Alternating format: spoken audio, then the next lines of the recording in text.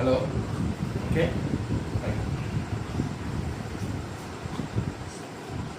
Income tax ఆదాయపు పన్ను గురించి ఈరోజు మనం చర్చిద్దాం. ఆదాయ పన్ను అనేది మనకు సబ్జెక్ట్లో ఒక భాగంగా ఉంది సెకండ్ ఇయర్ వాళ్ళకి. So it's very important one.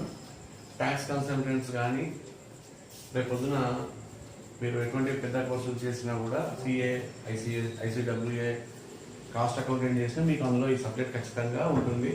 Income tax అంటే ఏంటి? ఇన్కమ్ ట్యాక్స్ అంటే ఒక పన్ను. ఏం పన్ను అది? ఆదాయం మీద పన్ను. మనకు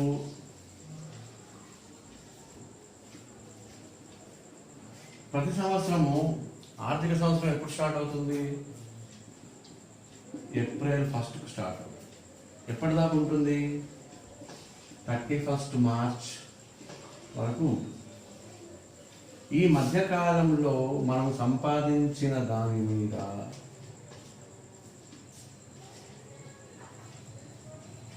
మనము ఇన్కమ్ ట్యాక్స్ అనేది ఆదాయ పన్ను మనం కట్టవలసి వస్తుంది. అయితే అందరూ కట్టాలా? ఎవరికి ఎగ్జామ్షన్ ఉంటుంది? తక్కువ ఆదాయం ఉన్న వాళ్ళకి మినహాయింపు ఉంటుంది. ఒక లెవెల్లో కొంచెం ఆ తక్కువ దానికంటే ఎక్కువ సంపాదించే వాళ్ళకి ఖచ్చితంగా ఈ పన్ను స్లాబ్ రేట్లలో పడుతుంది. స్లాబ్లు అంటే తక్కువ, కొంచెం ఎక్కువ సంపాదించిన వాళ్ళకి కొంచెం ఎక్కువ, ఆ తర్వాత ఎక్కువ సంపాదించిన వాళ్ళకి ఇంకొంచెం ఎక్కువ, అలా పడుతుంది అనమాట. అయితే బిఫోర్ మనం మిగతావి నేర్చుకునే ముందు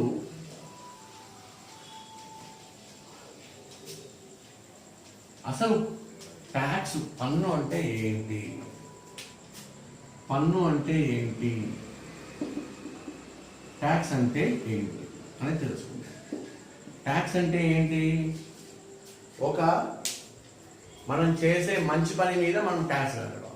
మంచి పని చేసినందుకు ట్యాక్స్ కట్టడం. మంచి పని ఏంటి? కష్టపడి పని చేసినందుకు వచ్చిన రాబడి మీద కొంత అమౌంట్ను మనం ట్యాక్స్ రూపంలో చెల్లిస్తాం. అంటే ఫర్ డూయింగ్ గుడ్, బ్యాడ్ కాదు, ఫర్ డూయింగ్ గుడ్ అంటే మంచి పని చేసినందుకు, అంటే కష్టపడి సంపాదించినందుకు, మంచి పని చేసినందుకు కట్టుకుంటాం అన్నమాట. ఎవరికి కడతాం? ఇది ఎవరికి పడితే వాళ్ళకి కట్టం. ఓన్లీ గవర్నమెంట్, ప్రభుత్వానికి మాత్రమే మనము పన్నులను చెల్లిస్తాం. మిగతా వాళ్ళకి పన్నులు చెల్లించాం.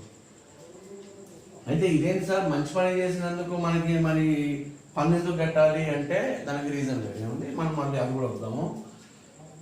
అయితే చెడు పని చేసినందుకు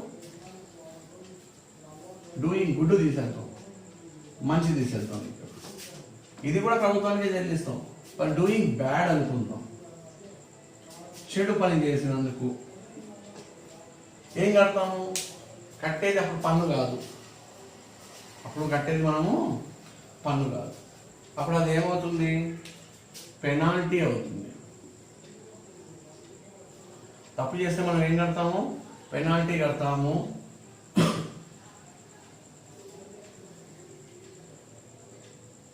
జరిమానాలు కట్టడాలు, ఆ తర్వాత పెనాల్టీ, జరిమానా. దేని మీద కడతాము? తప్పు చేసినందుకు, ఫ్రాడ్ చేసినందుకు, మోసం చేసినందుకు, చట్టాన్ని ఉల్లంఘించినందుకు కట్టేది ఇది పెనాల్టీ, జరిమానాలు ఇట్లాంటివి కడతాము. మళ్ళీ ఇదేంది? తప్పు చేసినందుకు కడతాము. ఇది కూడా మన గవర్నమెంట్కే కడతాం. ఓకే. అయితే ఈ పెనాల్టీలు చేసిన దాని గురించి మనం డిస్కస్ చేయని అవసరం లేదు ఇందులో. ఎందుకంటే మనం కట్టేది, మనం చదివేది ఇప్పుడు ఇన్కమ్ ట్యాక్స్, ఆదాయం మీద వచ్చే పన్ను కోసం కడతాం.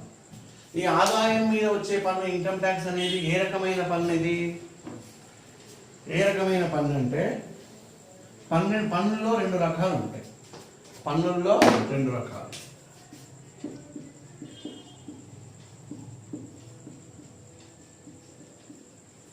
అవి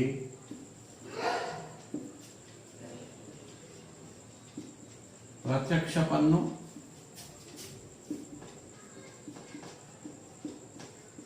పరోక్ష పన్ను.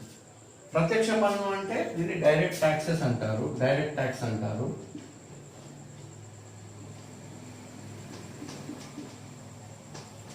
పరోక్ష పన్నుని ఇండైరెక్ట్ ట్యాక్స్ అంటారు.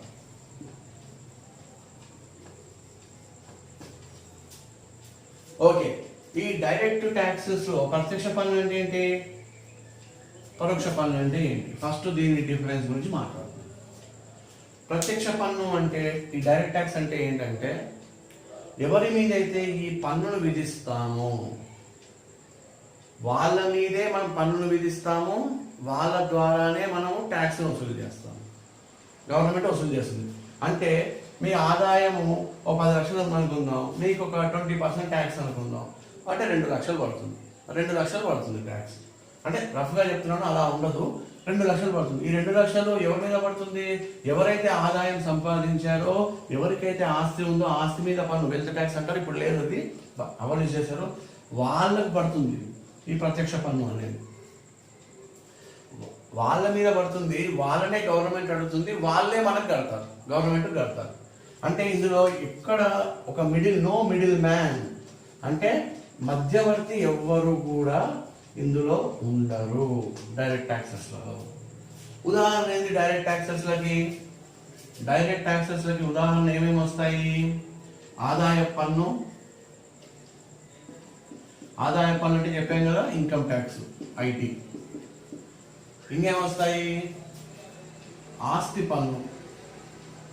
ఆస్తి పన్ను అంటే వెల్త్ ట్యాక్స్, ఇప్పుడు లేదు, అది తీసేశారు.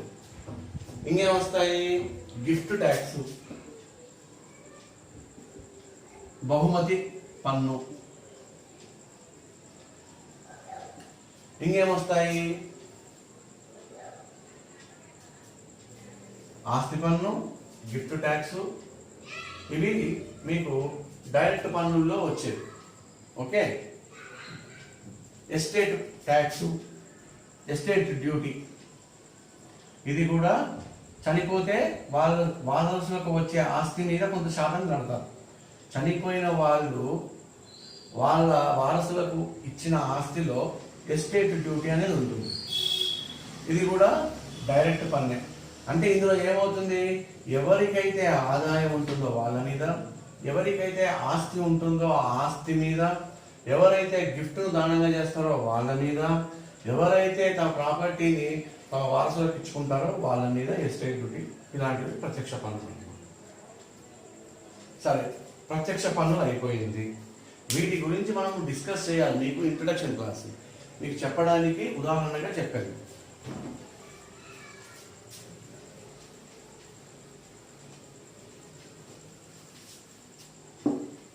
నెక్స్ట్, ఇప్పుడు పరోక్ష పన్ను ఉంది. పరోక్ష పన్నుకు ఉదాహరణ ఏంటి? అమ్మకపు పన్ను. ఒక నిమిషం.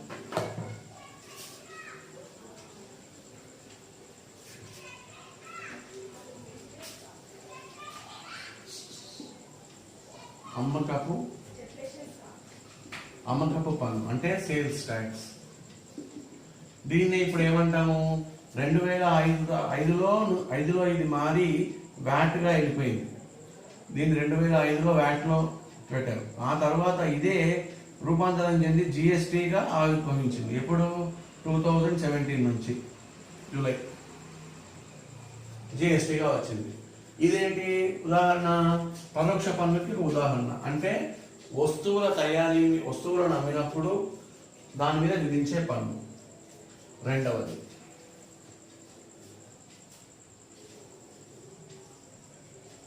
కస్టమ్స్ డ్యూటీ లేదా సుంకం.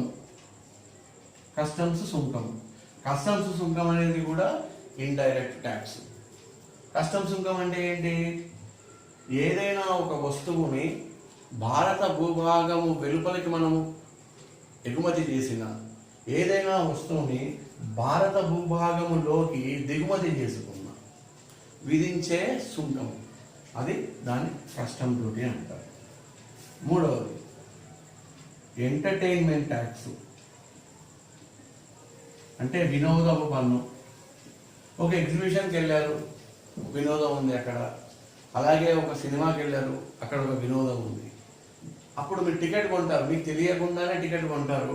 ఆ టికెట్లోనే ఈ ట్యాక్స్ కూడా చేర్చబడుతుంది, ఇంక్లూడ్ అయిపోతుంది.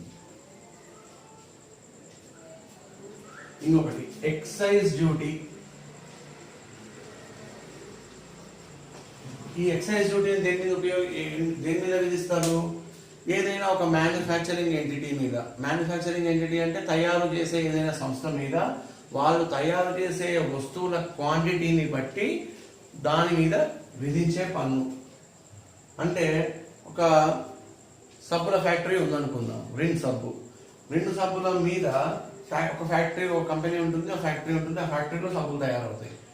అక్కడ వాళ్ళు ఎంత ప్రొడక్షన్ చేశారు, ఎంత ఉత్పత్తి చేశారు, ఆ ఉత్పత్తి మీద వేసేటటువంటి పన్ను, అది విలువ రూపంలో ఉన్న దాని మీద వేసే పన్ను, అది ఎక్సైజ్ డ్యూటీ.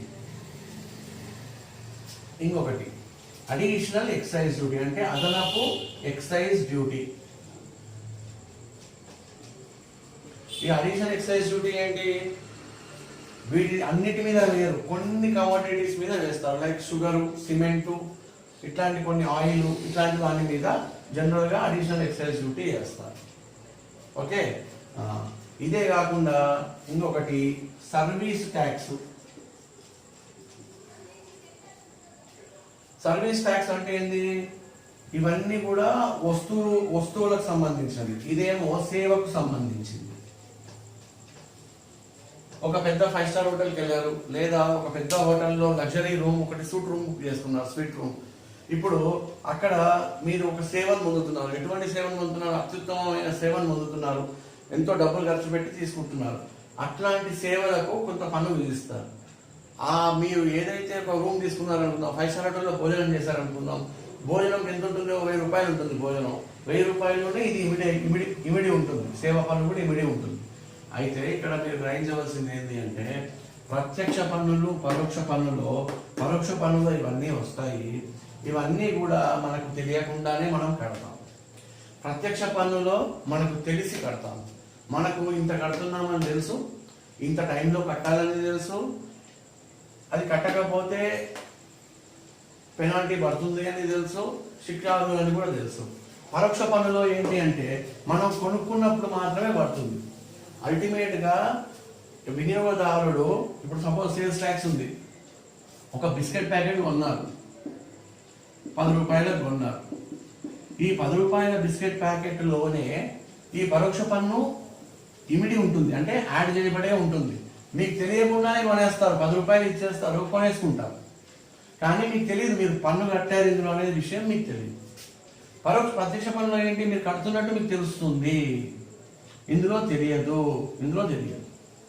అలాగే కస్టమ్స్ డ్యూటీలో కూడా ఏదైనా ఇంపోర్టెడ్ వస్తువు కొనండి, అంటే దిగుమతి చేయబడిన వస్తువులు కొనండి, అందులో మీరు ఎక్సైజ్ డ్యూటీ కట్టే, కస్టమ్స్ డ్యూటీ కట్టే తీసుకుంటారు. కస్టమ్స్ డ్యూటీ కట్టిన తర్వాత ఇండియాకి వస్తుంది. ఆ ఇండియాకి వచ్చిన సరుకును మీరు కొనుక్కుంటున్నారు. ఆ కొనుక్కున్న ప్రైస్లోనే 100 రూపాయలు పెట్టి ఏదైనా టూత్ బ్రష్ కొనుక్కున్నారు అనుకోండి, అందులోనే అది ఇమిడి ఉంటుంది. అండ్ అలాగే ఎంటర్టైన్మెంట్ ట్యాక్స్, సినిమాకి వెళ్ళినప్పుడు మీకు తెలియదు, టికెట్ 50 రూపాయలు అయితే 50 రూపాయలు పెట్టి టికెట్ కొనేస్తారు, కానీ అందులోనే ఎంటర్టైన్మెంట్ ట్యాక్స్ ఉంటుంది, వినోదపు పన్ను. ఎక్సైజ్ డ్యూటీ కూడా కంపెనీ వాడు వేస్తాడు, కంపెనీలో ప్రొడక్షన్ దాని మీద వేస్తారు. వేసిన తర్వాత దాని విలువ పెరుగుతుంది. దాని విలువ పెరిగిన తర్వాత మళ్ళీ హోల్సేలర్ అమ్ముతాడు, హోల్సేలర్ రిటైలర్కి అమ్ముతాడు, రిటైలర్ వాడు మనకు అమ్ముతాడు. అయితే ఇవన్నీ డ్యూటీస్ అందులో మిళితమైన తర్వాత వచ్చే ఎంఆర్పి ఉంటుంది కదా, ఆ ఎంఆర్పిలోనే ఈ ట్యాక్స్ అన్ని కూడా ఉంటుంది. అలాగే ఈ రెండు కూడా మనం సేవలు పొందిన అడిషనల్ ఎక్సైజ్ డ్యూటీ, చక్కెర ఇట్లాంటి కొన్ని వాటికి ఉంటుంది, ఇప్పుడు తీసేశారు ఇది కూడా. దాటి మీద కూడా మీరు పరోక్షంగా పన్ను కడతారు. 1 కేజీ షుగర్ కొనండి, ఆయిల్ కొనండి, అడిషనల్ ఎక్సైజ్ డ్యూటీ ఒకప్పుడు పడేది, ఇప్పుడు లేదు. ఈ సర్వీస్ ట్యాక్స్ కూడా మీకు తెలియకుండానే ఎప్పుడైనా లగ్జరీ వస్తువులు మీరు కొన్నప్పుడు 100% మీకు ఇది పడుతుంది. లగ్జరీ వస్తువులు మీరు కొన్న వస్తువులు కాదు, అక్కడ సేవలు పొందినప్పుడు మీకు సర్వీస్ ట్యాక్స్ పడుతుంది.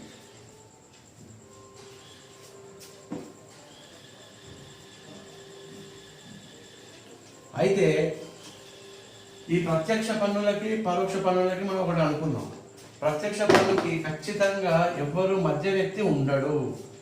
ఇక్కడ పరోక్ష పన్నుకు మాత్రం మిడిల్ మ్యాన్ ఉంటాడు. ఇప్పుడు చెప్పండి, ఇప్పుడు సపోజ్ ప్రత్యక్ష పన్నుల్లో శాలరీ వస్తుంది, జీతం. ఈ జీతం మీద మనం పన్ను కడతాము. ఖచ్చితంగా గవర్నమెంట్ కడతాం. ఈ జీతం మీద పన్ను కట్టినప్పుడు ఎవరి మీద ట్యాక్స్ పడుతుంది? ఎవరైతే ఎంప్లాయీ ఉన్నాడో, పనిచేసేవాడు ఉన్నాడో వాడి మీద ట్యాక్స్ పడుతుంది. డబ్బులు ఎవరు కట్టాలి? ఎవరైతే ఉన్నారో ఆ ఎంప్లాయీ మాత్రమే కడతాడు. అంటే ఇక్కడ ఇన్సిడెన్స్ కానీ బర్డన్. ఇన్సిడెన్స్ అంటే అది ఎక్కడ కేంద్రీకృతమై వచ్చింది, ఆ తర్వాత బర్డన్ దాన్ని భరించేది ఎవరు అనేది అర్థం. ఈ రెండు కూడా డైరెక్ట్ ట్యాక్సెస్లలో అసెస్సీ అంటే ఎవరైతే అసెస్సీ అంటే ఏంటి అంటే ఎవరైతే ఇన్కమ్ ట్యాక్స్లో పన్ను కోసము ఎన్రోల్ చేయబడతారో పాన్ కార్డ్తో సహా నెంబర్తో సహా వాళ్ళని అసెస్సీ అంటారు.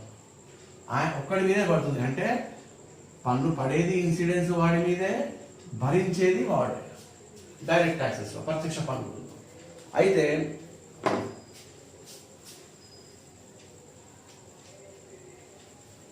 టేక్ ఫర్ ఎగ్జాంపుల్ పరోక్ష పన్ను ఉంది. పరోక్ష పన్నులో ఎలా ఉంటుంది? ఇన్సిడెన్స్ అంటే కేంద్రీకృతం అయ్యేది. ఎవరి మీద కేంద్రీకృతం అవుతుంది? ఎవరి మీద బర్డన్ పడుతుంది. ఇక్కడ ఈ మిడిల్ మ్యాన్ ఉన్నాడు కదా, ఈ మిడిల్ మ్యాన్ మీద ఇన్సిడెన్స్ ఉంటుంది. అంటే ఆయన కలెక్ట్ చేస్తాడు. బర్డన్ మాత్రము అంతిమ వినియోగదారుడు అంటే అల్టిమేట్ కస్టమర్, అంతిమ వినియోగదారుడి మీద పడుతుంది. అంతిమ వినియోగదారుడి మీద ఇన్సిడెన్స్ పడుతుంది. అంటే మనం షాప్లో వెళ్ళి 10 రూపాయలు పెట్టి ఒక బిస్కెట్ ప్యాకెట్ కొన్నప్పుడు ₹1 ట్యాక్స్ కట్టామనుకుందాం, అమ్మక పన్ను లేదా జిఎస్టీ కట్టాము, ₹1 జిఎస్టీ కట్టాము. ఈ జిఎస్టీ మన దగ్గర నుంచి గవర్నమెంట్ కలెక్ట్ చేస్తుందా? లేదు. చేస్తుందా? చేయదు. మీ దగ్గర నుంచి గవర్నమెంట్ కలెక్ట్ చేస్తుందా? ₹10 జిఎస్టీ కొన్నావు, బిస్కెట్ పెట్టి ₹1 జిఎస్టీ అని మీ దగ్గర చేయదు. ఎవరైతే షాపులో ఉన్నవాడు మనకు అమ్మాడో వాడి దగ్గర వసూలు చేస్తుంది మన బదులు. అంటే మన బదులు వాడి దగ్గర వసూలు చేస్తుంది.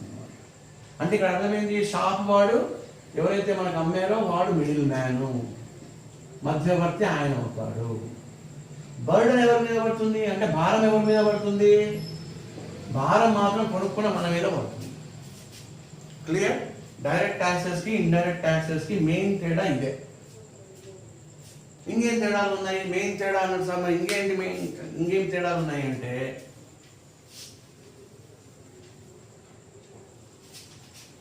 చూపిస్తాను.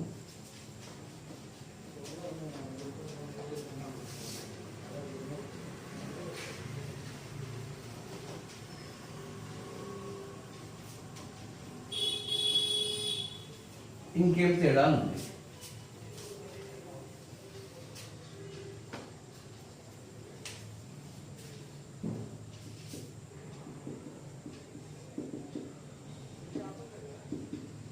ప్రత్యక్ష పన్ను గురించి తెలుసుకుందాం. ఫస్ట్ ఈ ప్రత్యక్ష పన్నులో ఇన్సిడెన్స్ బర్డన్ అంటే కేంద్రీకృతం అయ్యేది పన్ను అండ్ భరించేది ఒక్కడే. ఎవరి మీద అయితే పడుతుందో వాళ్ళే చేస్తారు. కానీ ఇంకా దీని లక్షణాలు ఏముంటాయి? దీని లక్షణాలు ఏముంటాయి అంటే ఫస్ట్ది ఏముంటుంది అంటే ఫస్ట్ లక్షణం అన్నిటికంటే ఇది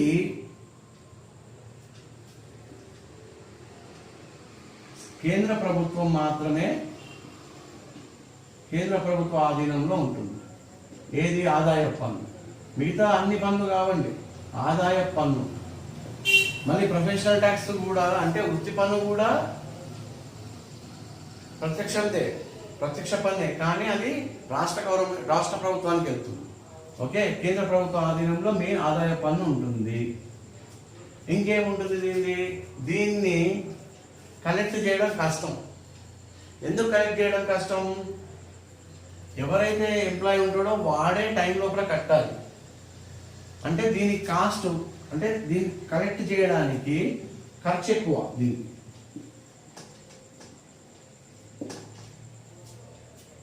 ఎందుకంటే తక్కువ మంది ఎంప్లాయీస్ ఉంటారు, ఎక్కువ మంది ట్యాక్స్ వసూలు చేయాలి. వసూలు చేసేటప్పుడు కొంతమంది దీన్ని ట్యాక్స్ను వదిలేసుకొని తక్కువ చూపించడాలు అలాంటివి చేస్తారు. కాబట్టి దీన్ని ఖర్చు ఎక్కువగా అవుతుంది దీన్ని కలెక్ట్ చేయడానికి. ఇంకో లక్షణం ఏంటిది? ఈ ఆదాయ పన్ను ప్రత్యక్ష పన్నులను జనరల్గా కేంద్రము రాష్ట్రాలు పంచుకుంటాయి. పన్నుని పంచుకుంటాయి. పన్ను పంచుకోవడం. ఇంకేం లక్షణం ఉంటుంది డైరెక్ట్ ట్యాక్సెస్ది? కేంద్ర ప్రభుత్వ ఆధీనంలో ఉంటుంది, దీన్ని కలెక్ట్ చేయడానికి ఖర్చు ఎక్కువ అవుతుంది, పన్ను పంచుకోవడం ఉంటుంది. ఇంకా ఓకే, ఇంతవరకు వద్దాం.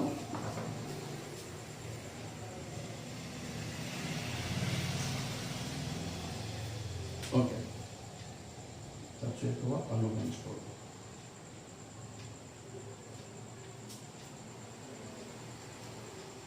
రైట్.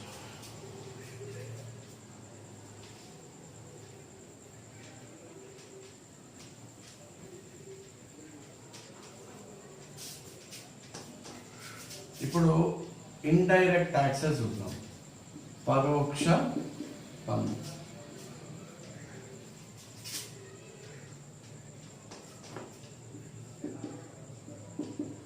ఇంకోటి డైరెక్ట్ ట్యాక్సెస్ లో ఇంకోటి ఏంటి అంటే, ఇంతకుముందు దాంట్లోనే లిస్ట్ లో అది పురోగమి పన్ను, అంటే ప్రోగ్రెసివ్ ట్యాక్స్.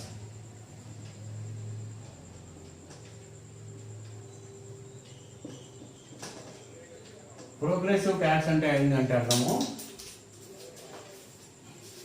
తక్కువ ఇన్కమ్ ఉన్న వాళ్ళకి, లో ఇన్కమ్ అంటే తక్కువ ఇన్కమ్ ఉన్న వాళ్ళకి జీరో ట్యాక్సా లేదా తక్కువ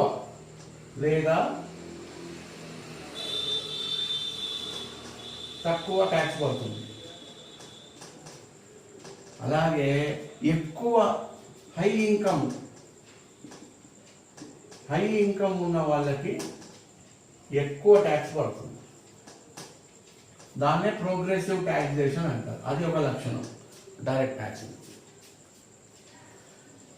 ఓకే,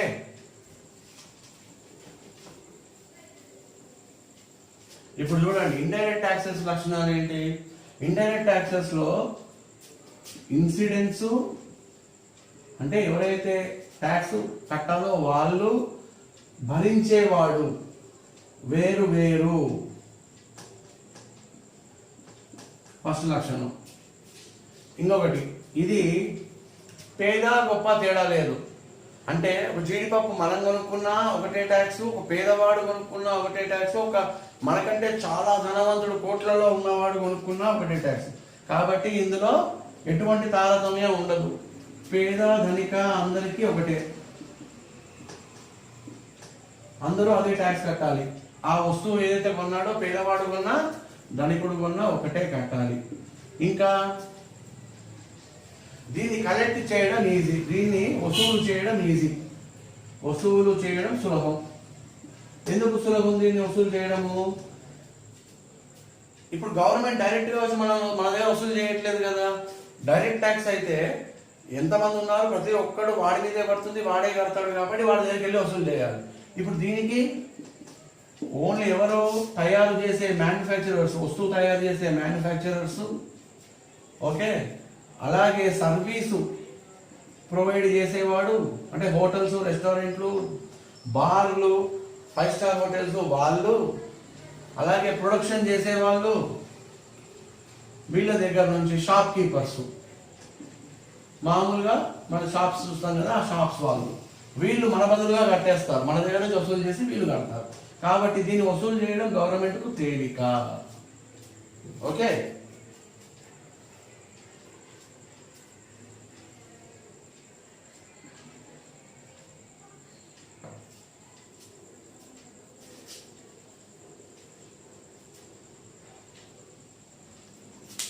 ఇంకో లక్షణం ఏంటంటే ఇండైరెక్ట్ ట్యాక్సెస్లలో జిఎస్టీ కూడా వస్తుంది.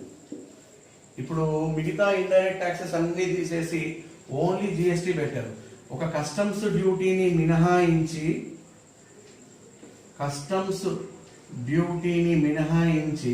మిగతావి ఏమున్నాయి? మిగతావి excise duty, additional excise duty, entertainment tax, octroi, వీటి గురించి చెప్తాను, టర్మినల్ ట్యాక్స్, సర్చార్జు, ఇవన్నీ కూడా తీసుకెళ్లి ఇండైరెక్ట్ ట్యాక్సెస్ అన్ని కూడా తీసుకెళ్లి ఒక జిఎస్టీలో కలిపేశారు.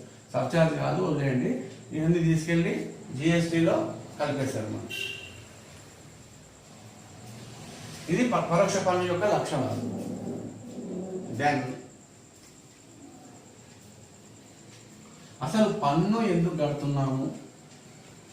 పన్ను ఎందుకు కడతాం మనం? పన్ను కట్టకుంటే ఏమవుతుంది? పన్ను కట్టకపోతే శిక్షార్హులం, చట్టంలో ఉంటుంది కాబట్టి శిక్షార్హులం అవుతాం. కానీ ఎందుకు అసలు ఫస్ట్ గవర్నమెంట్ పన్ను ఎందుకు? మరి గవర్నమెంట్కి, ప్రభుత్వానికి పన్ను ఎందుకు?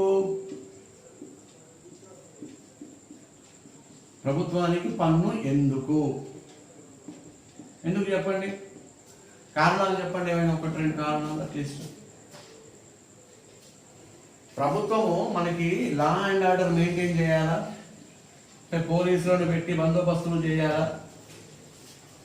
మనకు ఎన్నో పథకాలని, అంటే మన వెల్ఫేర్ కోసం, మన వృద్ధి కోసం పథకాలను అమలు చేయాలా? అలాగే పెట్టుబడులు పెట్టాలా? ఎటువంటి పెట్టుబడులు? క్యాపిటల్ ఎక్స్పెండిచర్, డెవలప్మెంట్ కోసం, ఆర్థిక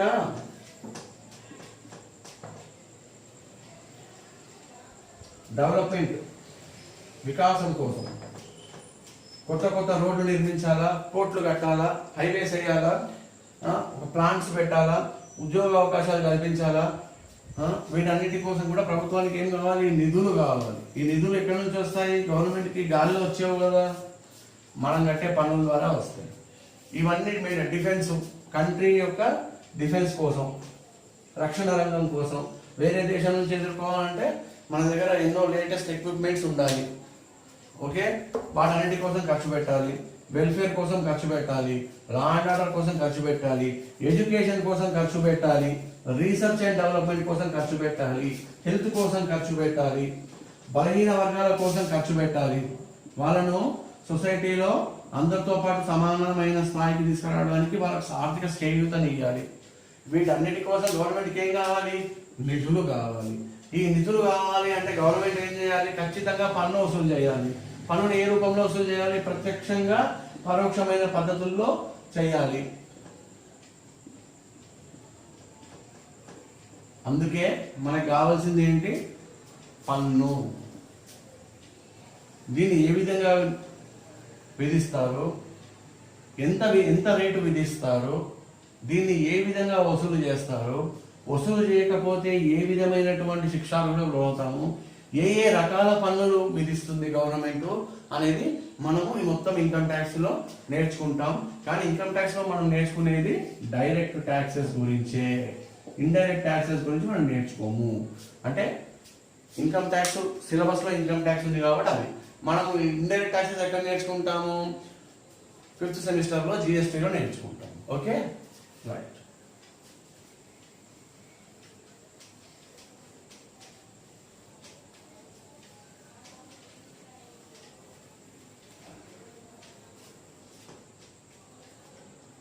ఇప్పుడు కొన్ని పదాల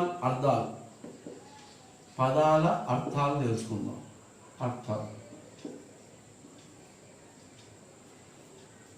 ఏం అర్థాలు తెలుసుకుంటాం పదాలవి?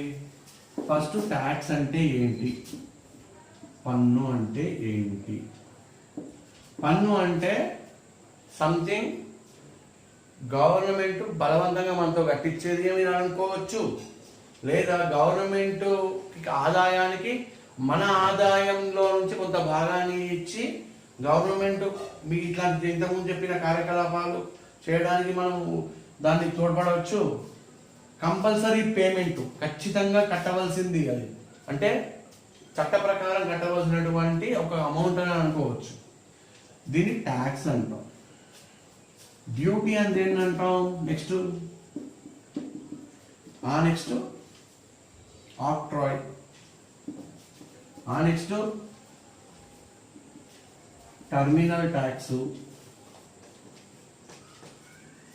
ప్రొఫెషనల్ ట్యాక్స్, తర్వాత surcharge. Octroi, duty, terminal tax ఇది. ఆ తర్వాత కస్టమ్స్ డ్యూటీ. ఇవన్నీ కూడా డ్యూటీ అని ఉన్నంత మాత్రం ట్యాక్సే. అది కూడా ఎస్టేట్ డ్యూటీ, ఇవన్నీ కూడా ఒక రకమైన పన్నులే. అయితే దీనికి డ్యూటీ అని ఎందుకు పెట్టారు అంటే ట్యాక్స్ను కొంచెం డిఫరెంట్ చేసి డ్యూటీ అనగానే మనకు వేరే రకమైన ఆలోచన రావడానికి పెట్టారు. ఇప్పుడు ఎక్సైజ్ డ్యూటీ అంటారు. దేని మీద జరుగుతుంది? ఇది ఉత్పత్తి మీద జరుగుతుంది. ఫ్యాక్టరీస్లో ఉత్పత్తి మీద వేసే పన్ను డ్యూటీ ఎక్సైజ్ డ్యూటీ అంటాం. దీన్ని ఏమంటాం? ఎక్సైజ్ డ్యూటీ అంటాం. సరే, డ్యూటీ అయ్యింది, ట్యాక్స్ అయ్యింది. ఆక్ట్రాయ్ అంటే ఏంటి? ఏదైనా ఒక స్థానికమైనటువంటి ప్రభుత్వం, మున్సిపాలిటీ కానీ గ్రామ పంచాయతీ కానీ తమ ఏరియాకి వేరే ఏరియా నుంచి ఎవరైనా వచ్చి వస్తువులు అమ్మితే, సపోజ్ మనము పాడేరు అరకు ఈ ఎగ్జాంపుల్ తీసుకుందాం. ఆక్ట్రాయ్, OCTROI, ఆక్ట్రాయ్ అంటారు. ఆక్ట్రాయ్ అంటే ఏంటంటే మన మున్సిపల్ పరిధిలో కానీ మన గ్రామ పంచాయతీ పరిధిలో కానీ వేరే వాళ్ళు వచ్చి వాళ్ళ వస్తువులు అమ్మితే మన గ్రామ పంచాయతీకి కానీ మన మున్సిపాలిటీకి కానీ కట్టవలసినటువంటి ట్యాక్స్. ఇప్పుడు మన పాడేరు వరకు పరిధిలో ఏం చేస్తాం? కింది నుంచి మనకు ఎన్నో రకమైన వస్తువులు పైకి వస్తాయి. పాలు, పెరుగు, కూరగాయలు ఎన్నో వస్తాయి, పండ్లు ఇవన్నీ వస్తాయి. ఇక్కడ మనము మన ఏరియాకి ఎంటర్ కాగానే మన గ్రామ పంచాయతీ కానీ మన మున్సిపాలిటీ ఉంటే మున్సిపాలిటీ కానీ విధించే పన్ను, ఆ వస్తువుల మీద విధించే పన్నుని మనం ఆక్ట్రాయ్ అంటాం. సరే, బాగానే ఉంది.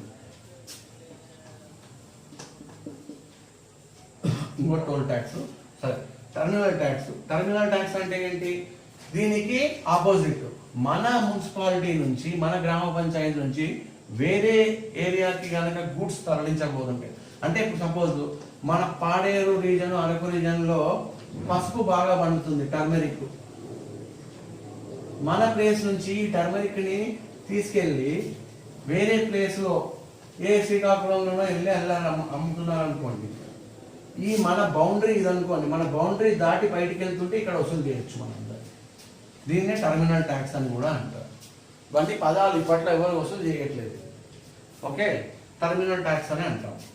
అలాగే ప్రొఫెషన్ ట్యాక్స్, వృత్తిపరమైన పన్ను. రాజ్యాంగంలోని 276 ఆర్టికల్ ప్రకారం, ఆర్టికల్ 276 ప్రకారం వృత్తి పన్నును విధించే అధికారం ఉంది రాష్ట్రాలకి. ఇప్పుడు ఒక డాక్టర్ ఉన్నాడు, ఒక లాయర్ ఉన్నాడు, ఒక చార్టెడ్ అకౌంటెంట్ ఉన్నాడు, ఒక కాస్ట్ అకౌంటెంట్ ఉన్నాడు, ఒక సర్జన్ ఉన్నాడు, ఒక ఇంజనీర్ ఉన్నాడు, ఆర్కిటెక్ట్ ఉన్నాడు, ఒక టీచర్ ఉన్నాడు. వీళ్ళందరికీ కూడా నెల నెల ప్రొఫెషనల్ ట్యాక్స్ కట్టాలి. అలాగే ఒక బిజినెస్ ఎంటిటీ కంపెనీ ఉంది, ఆ కంపెనీ కూడా రాష్ట్ర ప్రభుత్వానికి ఖచ్చితంగా సంవత్సరానికి ఒకసారి ప్రొఫెషనల్ ట్యాక్స్ కట్టాలి.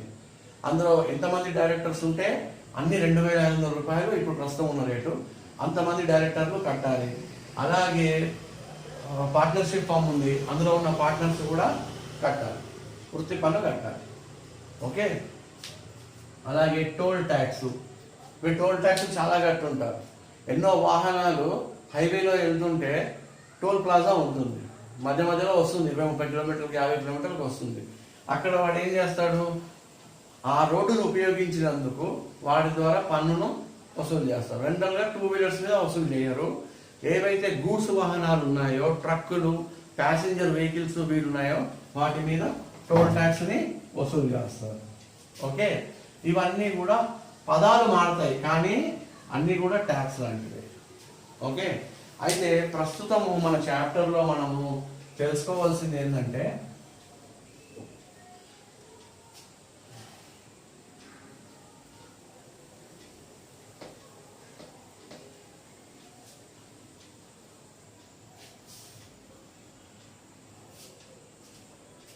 ఈ ఇన్కమ్ ట్యాక్స్ హెడ్లో ఇన్కమ్ ట్యాక్స్ అనేది బ్రాడ్ హెడ్. ఇది అంటే విపులాత్మకమైనటువంటి. దీని కింద మనకి ఏమొస్తాయి? ఇన్కమ్ అనేది ఎన్నో విధాలుగా జనరేట్ అవుతుంది, ఎన్నో విధాలుగా వస్తుంది. దీంట్లో ఫస్ట్ ఏంటి? ఇన్కమ్ ఫ్రమ్ శాలరీ, అంటే జీతం ద్వారా లభించినటువంటి ఆదాయం, శాలరీ. రెండోది ఏంటి? Income from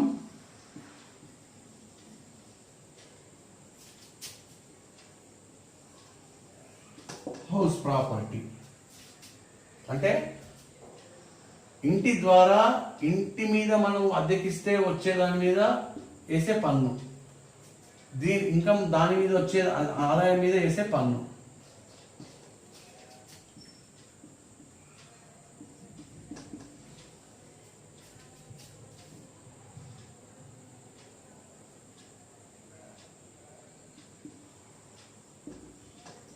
income from business, వ్యాపారం ద్వారా. Income from capital gains. Capital gains అంటే ఏంటి? ఒక ఆస్తి కాలక్రమేణా దాని విలువ పెరుగుతూ వస్తుంది. కాలక్రమేణా దాని విలువ, సపోజ్ మనం 2000 సంవత్సరంలో ఒక బిల్డింగ్ని 5 లక్షలకు కొన్నాం అనుకుందాం. ఇప్పుడు 2021లో దాని విలువ 50 లక్షలు అయిపోయింది మార్కెట్లో. మున్సిపల్ రేట్స్ ప్రకారము, పంచాయతీ రేట్స్ ప్రకారము ఇంత అయిపోయింది బుక్ వాల్యూ అని. ఇప్పుడు నీకు ఎంత వృద్ధి కలిగింది? ఇక్కడ 45 లక్షల తేడా వచ్చింది, అవునా? ఈ 45 లక్షలకి మనం ట్యాక్స్ కట్టాలి.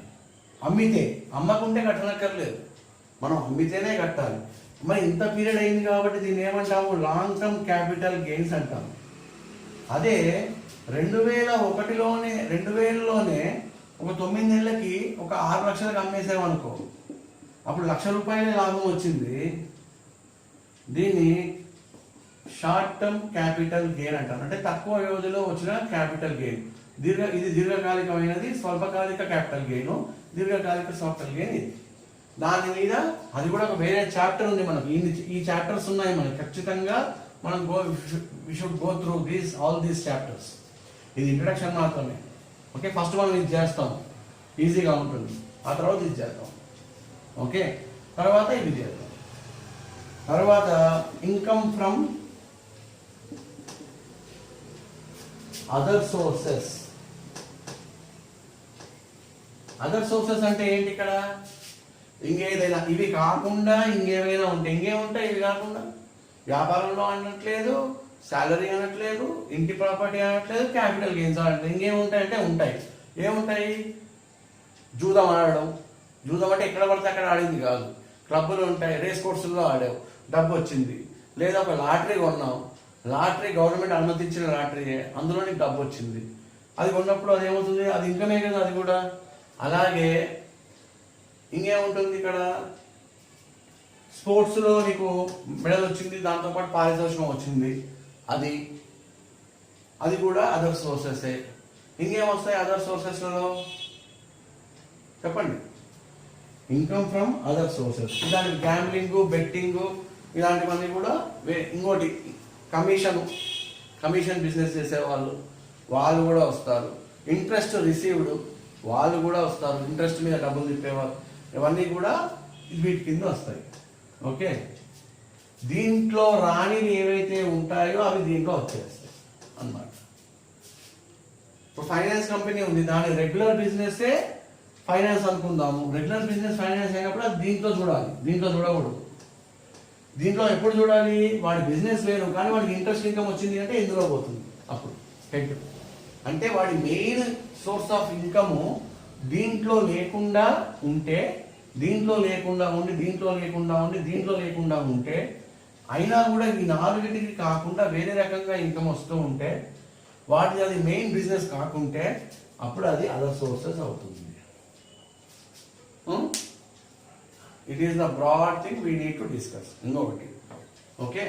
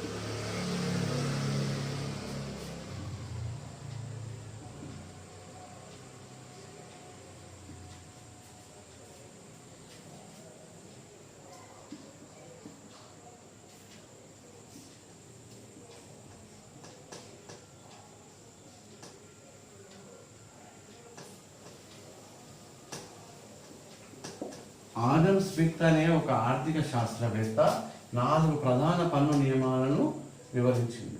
ఆయన ఏం వివరించింది? ఆయన వాటిని క్యానన్స్ అన్నాడు. క్యానన్స్ అంటే ఏంటి అర్థం? క్యానన్స్ అంటే జనరల్గా ప్రవచనాలు, కరెక్ట్ అర్థం ప్రవచనాలు. ఒక్కొక్క మతానికి కొన్ని ప్రవచనాలు ఉంటాయి, క్యానన్స్ ఉంటాయి, రూల్స్ అన్నమాట. అవి మనము స్క్రూపులెస్గా పాటిస్తాం, అంటే తప్పు జరగకుండా చూసుకుంటాం అలాంటివి. వాటిని క్యానన్స్ అంటారు. క్యానన్స్ 4 క్యానన్స్ ఆయన చెప్పాడు. ఏం చెప్పాడు ఆ క్యానన్స్ అంటే?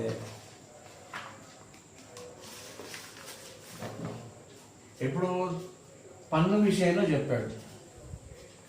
ఏంటవి?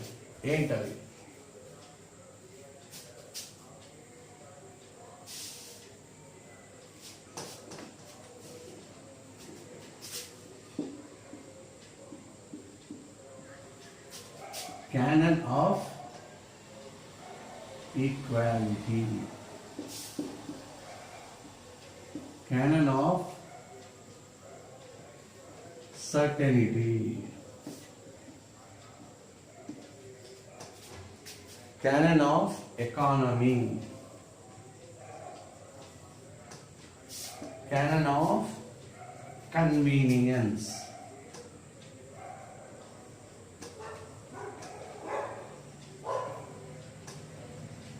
okay?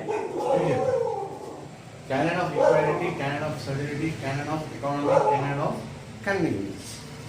ఓకే, ఇప్పుడు canon of equality అంటే ఏంటో చూద్దాము.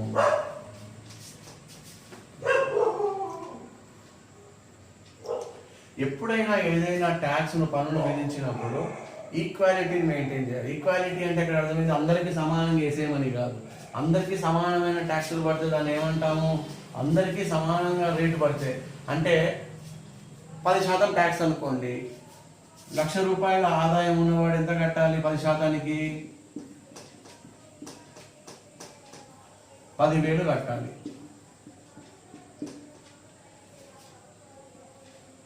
ఓకే, కానీ 2,00,000 ఉన్నవాడు 20,000 కట్టాలి. ఇలా పెట్టుకుంటూ పోతే తప్పైపోతుంది. 1,00,000 జీతం ఉన్నవాడు 10% కడితే వాడికి మిగిలేది ఎంత? 90,000. అంటే 1,00,000 నుంచి 10,000 తీసేస్తే 90,000. వీడికి 2,00,000 నుంచి 20,000 తీసేస్తే 1,80,000 మిగులుతుంది. కాబట్టి ఇది కరెక్ట్ అయిన పద్ధతి కాదు. దీన్ని ఏమంటాము అంటే ప్రపోర్షనల్ ట్యాక్సేషన్ అంటాము. ఎవరికి ఎంత ఉన్నా ట్యాక్స్ రేట్ ఒకటే. దీంట్లో ట్యాక్స్ రేట్ ఏంటి? ఒకటే, 10%. అదేంటి ఇక్కడ? అట్ ద రేట్ ఆఫ్ 10% ఇక్కడ. ఇది కరెక్టా? కాదు. ఎందుకు అంటే తక్కువ ఇన్కమ్ ఉన్న వాడికి తక్కువ పడాలి, ఎక్కువ ఉన్న వాడికి ఈ రేటు మారాలి. ఇక్కడ 10 కట్టిన వాడు ఇక్కడ 20 కడితే 45,000 అవుతుంది. వీడికి ఏమవుతుంది? అప్పుడు 1,60,000 అవుతుంది, మిగులుతుంది. వీడికి 90,000 అయింది, వీడికి 1,60,000 మిగిలింది. వీడికంటే డబుల్ సంపాదించినా కూడా డబుల్ ఇన్కమ్ ఉందా? చూడండి, 1,80,000 ఉండాలి, కానీ 1,80,000 ఉందా? 1,60,000 ఉంది. కాబట్టి దీన్ని ఏమంటాము? పురోగమి పన్ను అంటాం. దీన్నే ప్రోగ్రెసివ్ టాక్సేషన్ అంటారు. ప్రోగ్రెసివ్ ట్యాక్స్ అంటారు దీన్ని. అంటే ఇక్కడ ఏమైంది? ఆదాయ వ్యత్యాసం ఉంది చూసారా? ఆర్థిక వ్యత్యాసాన్ని మనము తగ్గించాము. అలాగే 3,00,000 ఉన్న వాడికి 30% విధించామనుకుందాము. ₹1,00,000 కడతాడు, వీడికి 2,00,000 మిగులుతుంది లాస్ట్. అంటే ఇక్కడ కూడా చూడండి, ఇన్కమ్ ఎంత చేతికి వచ్చే ఇన్కమ్ ఏమైంది? దీంట్లో ఉన్న తేడాకి దీంట్లో ఉన్న తేడాకి చూడండి. ఇక్కడ వీడికి 90,000 మిగిలింది 1,00,000కి, వీడికి 2,00,000కి 1,60,000 మిగిలింది. వీడికి 3,00,000కి మాత్రం 2,00,000 మిగిలాయి. ₹1,00,000 కట్టాడు, 40,000 కట్టాడు, 10,000 కట్టాడు. అంటే ఇక్కడ ఆర్థిక అసమానతను మనం తగ్గించవచ్చు. ఫస్ట్ టాక్సేషన్లో అన్నిటికంటే ముఖ్యమైనది క్యానన్ ఆఫ్ ఈక్వాలిటీ. అదొక సూత్రం లాంటిది, క్యానన్ ప్రిన్సిపల్ అన్నమాట. సమానత్వానికి ప్రిన్సిపల్. సమానత్వాన్ని మన సొసైటీలో ఈ విధంగా ఆర్థిక అసమానతను మనం నిర్మూలించవచ్చు. ఓకే,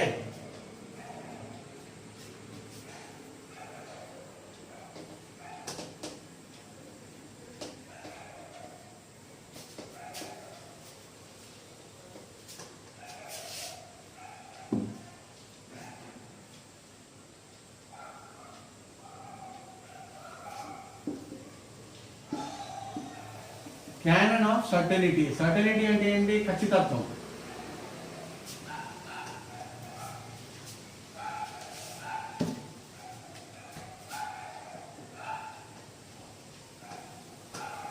ఖచ్చితత్వం. ఏ విధమైన ఖచ్చితత్వం ఉండాలి? గవర్నమెంట్ ఎప్పుడైనా ట్యాక్స్ రేట్స్ పెట్టినప్పుడు ఖచ్చితత్వాన్ని పాటించాలి. ఖచ్చితత్వం అంటే ఏంటి?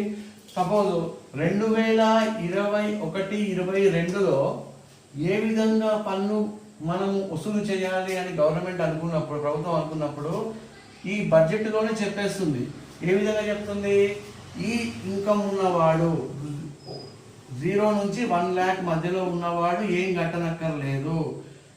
ఈ 1 lakh నుంచి 2 lakhs ఉన్నవాడు 5% మాత్రమే కట్టాలి. ఇలా ఏదైనా రూల్ పెట్టింది. 2 లక్షల నుంచి 3 లక్షలు ఉన్నవాడు 10% కట్టాలి అని ఫస్టే డిక్లేర్ చేస్తుంది. అంటే ఇక్కడ ఏం డిక్లేర్ చేసింది? ఈ లిమిట్, ఇది రేట్, ఇది 5%, 10%, 15% అలా చేసుకుంటూ వెళ్ళిపోతుంది.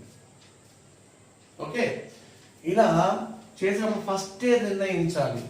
ఇప్పుడు ఒక వ్యక్తికి సర్టనిటీ ఏంది? ఇదేమో దీనివల్ల నాకేం తెలుస్తుంది? అరే నాకు జీతము ఈ మధ్యలో ఉంది, నేను 15% కట్టాలి అంటే, నాకు 3 లక్షల జీతం ఉంది, 15% కట్టాలి అంటే 45,000 కట్టాలి. 45,000 కట్టాలి కాబట్టి నా జీతంలో నేను ఎంత కట్ చేసుకోవాలి నెలకి అనేది నాకు ఫస్టే తెలుస్తుంది. అవునా? ఫస్టే తెలుస్తుంది. డైరెక్ట్ ట్యాక్సెస్లో అంటే ప్రత్యక్ష పన్నుల్లో ఒక అడ్వాంటేజ్ ఏంటంటే మనకు ట్యాక్స్ కట్టబోయేది మనకు ఫస్టే తెలిసిపోతుంది. మన ఇన్కమ్ని బట్టి మనకు ఒక రౌండ్ ఫిగర్ అనేది వచ్చేస్తుంది. ఈ మాత్రం కట్టవలసి వస్తుంది మనము అనేది. అదే పరోక్ష పన్నుల్లో మీకు ఎలా తెలుస్తుంది? తెలియదు. ఎందుకు తెలియదు? ఈ రోజు మీరు ఎక్కువ వస్తువులు కొనొచ్చు, రేపు కొనకపోవచ్చు, ఎల్లుండి కొనొచ్చు. మీ ఇంట్లో ఫంక్షన్ ఉంటే మీరు ఎక్కువ కొనొచ్చు. ఇంట్లో పెళ్ళి ఉందనుకోండి, మామూలుగా నెలకు 5,000 సరుకులు తీసుకెళ్తారు. ఒక నెల పెళ్ళి ఉందనుకోండి, ఆ నెల ఎంత తీసుకెళ్తారు? మీరే వండిస్తున్నారు అనుకుందాం, ఆ నెల మీరు 1,00,000 రూపాయల సరుకులు తీసుకెళ్తారు. కాబట్టి మీకు తెలియదు అది ఎంత కడుతున్నారో తెలియదు, అది నిజంగా కడుతున్నారో తెలియదు, అది మీకేం తెలియకుండానే కట్టేస్తారు. కానీ దీంట్లో మాత్రం ఫస్టే తెలిసిపోతుంది. అంటే ఈ సర్టనిటీ అనేది ప్రభుత్వం మనకు కల్పించాలి. అదే క్యానన్ అంటే ప్రభుత్వం చేయవలసిన పనులు ఇవి. ట్యాక్సేషన్ రేటులు కానీ, అవి ఎవరికి ట్యాక్సేషన్ కట్టాలనేది కానీ చెప్పవలసింది ఎవరు? ప్రభుత్వము. ప్రభుత్వం ముందే నిర్ణయించాలి. ఆర్థిక అసమానతల దృష్ట్యా మనం ఏం చేయాలి? చిన్నవాడికి చిన్న ట్యాక్స్, పెద్దవాడికి పెద్ద ట్యాక్స్ వేయాలి.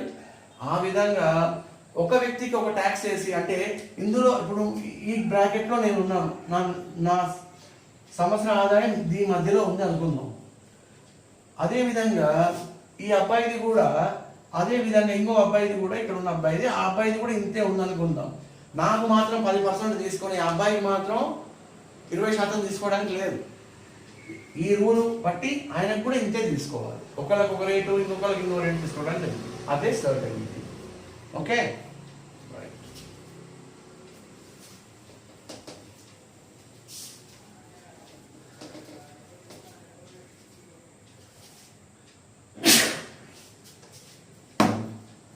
Canon of economy.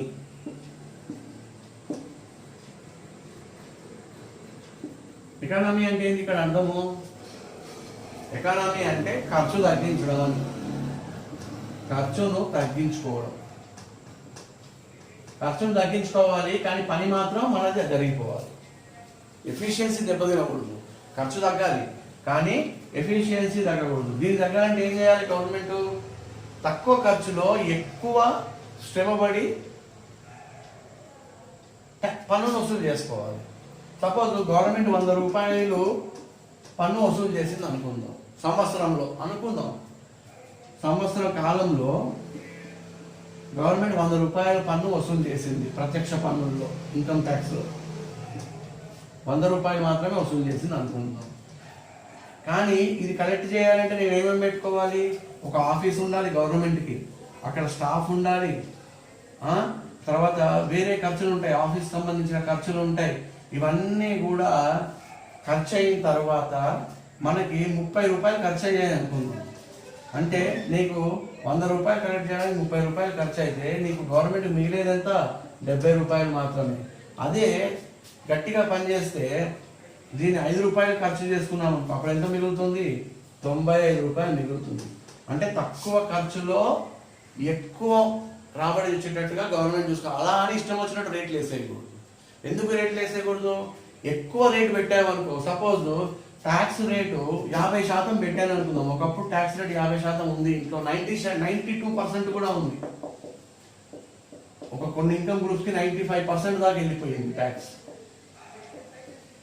ఎవరు బిలీవ్ చేయరు దాన్ని, వెళ్ళింది. 50% ట్యాక్స్ పెడితే నా సంవత్సర ఆదాయం 3 లక్షలు అనుకుందాం. అప్పుడు ఎంత కట్టాలి ట్యాక్స్? దీంట్లో సగం 50% అంటే సగమే కదా, 1,50,000 కట్టాలి. ఇలా ఉంటే నేను ఏం చేస్తాను? అరే బాబు, ఇంత కట్టాలి, నేను కష్టపడింది దేనికోసం? గవర్నమెంట్కి నువ్వు 1,50,000 కట్టి 1,50,000తో నేనే బతుకుతాను, నేనేం చేస్తాను, ఏం ట్రై చేస్తాను? అసలు నాకు సంపాదించనే లేదు అని చెప్పడానికి ట్రై చేస్తాను. నాకు సంపాదనే లేదని చెప్తాను. శాలరీ వాడు తప్పించుకోలేడు, బిజినెస్ వాడు తప్పించుకోగలడు, వాడు ఏదో చేస్తాడు, దేనికి అకౌంట్ మెయింటైన్ చేయడు. అలా ప్రతి ఒక్కడు అకౌంట్ మెయింటైన్ చేయకపోతే నీకు చేయనే దొరకదు. కాబట్టి ఎప్పుడైనా ట్యాక్స్ రేటు కట్టే స్తోమతతో ఉండాలి, బ్రాడ్ బేస్డ్గా ఉండాలి. సమాజంలో 100 మందిలో ట్యాక్స్ కట్టే వాళ్ళు ఎంతమంది ఉన్నారు ఇండియాలో? 30 కూడా లేరు. తక్కువ రేటు పెడితే ఏమవుతుంది? దీన్ని పెంచాలి. 50 మందికి, 60 మందికి, 70 మందికి. అమెరికాలో మీకు 80% మంది కడతారు ట్యాక్స్. 80%, 100కి 80 మంది కడతారు. డెవలప్డ్ నేషన్స్లో ఎక్కువ మంది కడతారు. మనది అండర్ డెవలపింగ్ కంట్రీ కాబట్టి మన దగ్గర తక్కువ ఉంటుంది. అయితే ట్యాక్స్ బ్రేసెస్ పెంచాలి. ప్రతి ఒక్కరు ట్యాక్స్ కట్టే విధంగా పాలసీ ఉండాలి. అలా ఇన్కమ్ జనరేట్ చేయాలి. కట్టాలి అంటే ఏదో వెళ్ళి మనం వసూలు చేయడం కాదు, వాడి దగ్గర డబ్బు లేకుండా నువ్వు కట్టాలి రాబో అనడం కాదు. వాడికి పని కల్పించి వాడిని కూడా ట్యాక్స్ బ్రాకెట్లో తీసుకొచ్చి, ఎవరైతే ఎక్కువ సంపాదించి ట్యాక్స్ను అంటే ఎవేట్ చేస్తున్నారో, కట్టకుండా తప్పించుకు తిరుగుతున్నారో వాళ్ళని పట్టుకొని కట్టించి కరప్షన్ లేకుండా చేస్తే గవర్నమెంట్ ఆదాయం ఎక్కువ వస్తుంది, వెల్ఫేర్ మీద ఎక్కువ పెడుతుంది, క్యాపిటల్ ఎక్స్పెండిచర్ ఎక్కువ చేస్తుంది, రోడ్లు, భవనాలు, పోర్టులు, ఎన్నో స్టీల్ ప్లాంట్లు, ఎన్నో విధంగా డెవలప్ అవుతుంది. డిఫెన్స్కి కేటాయించవలసిన డిఫెన్స్ కేటాయిస్తాము, వెల్ఫేర్ కేటాయించింది వెల్ఫేర్ కేటాయిస్తుంది. అన్ని విధాలుగా దేశం బాగుపడుతుంది. ఓకే, కాబట్టి క్యారియర్ ఆఫ్ ఎకానమీని కూడా గవర్నమెంట్ పాటించాలి. While framing the tax policy.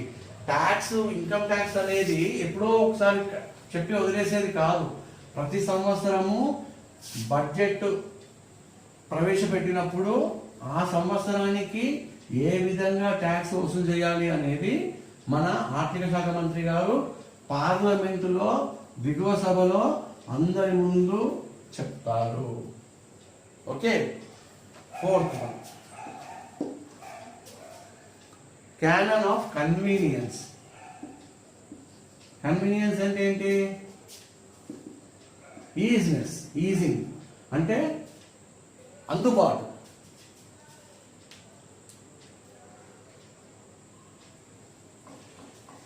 అందుబాటులో ఉన్నప్పుడు అని అర్థం అన్నమాట. ఎవరు అందుబాటులో?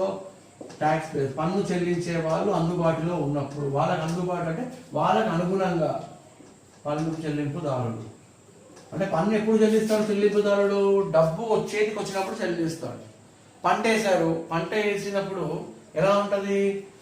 పంట వేయగానే పోయి వాడి దగ్గర డబ్బులు ఇస్తాడా? ఇవ్వడు కదా. పంట చేతికి వచ్చిన తర్వాత, వాడు సంపాదించిన తర్వాత, వాడి దగ్గర డబ్బు వచ్చిన తర్వాత మనము వసూలు చేయాలి. అది కన్వీనియన్స్. జీతం రాకముందే నువ్వు పన్ను వచ్చి అడిగితే ఎలా ఇస్తాను? ఇవ్వలేను కదా. అలాగే ఇంకేం కన్వీనియన్స్? ఫిక్స్డ్ శాలరీస్, జీతాలు ఉన్న వాళ్ళకి, గవర్నమెంట్ ఉద్యోగస్తులు కావచ్చు, ప్రైవేట్ ఉద్యోగస్తులు కావచ్చు, నెల వాళ్ళకి జీతం వస్తుంది. సపోజ్ 50,000 జీతం వస్తుంది వాడికి సంవత్సరానికి 60,000 ట్యాక్స్ పడుతుంది అనుకుందాం, 30,000 ట్యాక్స్ పడుతుంది అనుకుందాం. అంటే నెలకి ఎంత పడుతుంది? 2,500 రూపాయలు పడుతుంది. ప్రతి నెల జీతం వేసే ముందే 2,500 కట్ చేసేసుకుంటే 47,500 ఇంటికి తీసుకెళ్తాడు. 2,500 first every month 2,500 income tax కట్టేస్తాడు. అలా 12 నెలలు కడితే 30,000 అయిపోతుంది కదా. లాస్ట్ మంత్ వచ్చేదాకా వెయిట్ చేయని అవసరం లేదు కదా. చివరి నెలలో అంటే ఫిబ్రవరిలో వచ్చి ఒకేసారి 30,000 కట్టమంటే వాడికి వచ్చే 50,000 30,000 పడితే 20,000 మిగులుతుంది. వాడు చాలా కష్టాలు పడాలి. ఇంకోటి వాడి కన్వీనియంట్ ఏంటి, ఎవ్రీ మంత్ కట్టించుకోవడమే వాడి కన్వీనియంట్. కాబట్టి వాడు ఎవ్రీ మంత్ కట్టడం కన్వీనియంట్. ఇది కన్వీనియన్స్ అన్నమాట. వీటిని కూడా దృష్టిలో పెట్టుకొని ట్యాక్స్ మ్యాటర్స్ ఫ్రేమ్ చేయాలి. ఓకే, సో కొంచెం బేసిక్స్ తెలుసుకున్నాం ఈరోజు. ఇంకొంచెం బేసిక్స్ రేపు తెలుసుకొని నెక్స్ట్ క్లాస్లో తెలుసుకొని మనం ఇంకా ఫ్రమ్ హౌస్ ప్రాపర్టీ చేస్తాం. Okay, for today it is over. Okay, see you, bye.